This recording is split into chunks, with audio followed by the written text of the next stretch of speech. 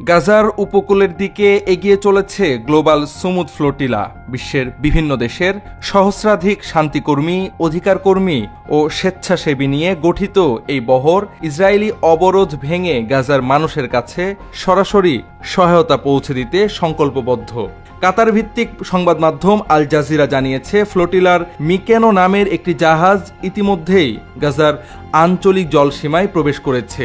যদিও এটি ইসরায়েলি বাহিনী আটক করেছে কিনা সে তথ্য নিশ্চিত নয়।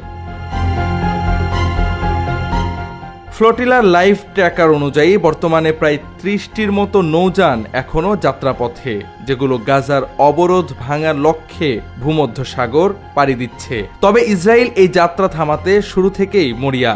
এখন পর্যন্ত কমপক্ষে ১৩টি নৌযান মাঝ সমুদ্রে থামিয়ে দিয়েছে ইসরায়েলি বাহিনী। এসব নৌকায় ৩৭টি দেশের ২০০ জনের বেশি কর্মী ছিলেন, যাদের মধ্যে ছিলেন গ্রেটা থুনবার্গের মতো আন্তর্জাতিকভাবে পরিচিত অধিকার কর্মীরাও।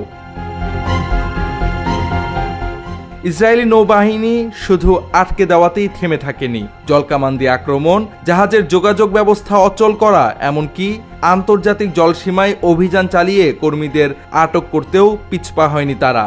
বহরের একাধিক প্রতিনিধি জানিয়েছে, ইসরায়েলি কমান্ডোরা এসব অভিযান চালাচ্ছে যুদ্ধজাহাজ থেকে।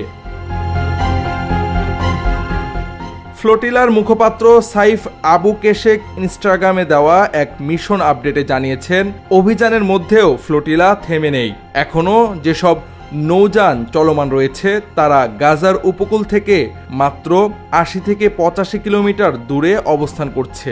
আবু কেশেক বলেন, আমাদের জাহাজগুলো বাধা এড়িয়ে গাজায় পৌঁছাতে বদ্ধপরিকর। তারা অনুপ্রাণিত, তারা জানে এই সহায়তা শুধু চাল ডাল নয়, এটি এক প্রতীকী প্রতিরোধ। এর আগে ২০১০ সালে গাজামুখী তুরস্ক ভিত্তিক মাভি মারমারা বহরে হামলা চালিয়ে ইসরায়েল ৯ জনকে হত্যা করেছিল। তারপর থেকেই প্রতিবারই মানবিক সহায়তা বহর ঠেকাতে ইসরায়েল সর্বোচ্চ ব্যবস্থা নিয়েছে। এবারের পরিস্থিতি ভিন্ন নয়, তবে ফ্লোটিলার প্রতিক্রিয়াও আগের চেয়ে আরও সংগঠিত ও প্রত্যয়ী। জাওয়াদ আহমদ, সময়ের আলো।